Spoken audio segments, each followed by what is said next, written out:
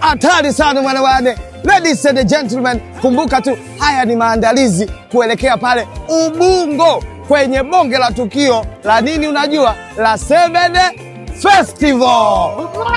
Kumbuka tu ya kwamba ELC Ubungo zamani ndipo ilikuwaga stendi ya mabasi ya mkoa. Pale Ubungo kwenye mataa, waimbaji kutoka ndani na nje ya mipaka ya Tanzania. Yaani siku hiyo unavyokuja njoo ukijiandaa kuvunja ni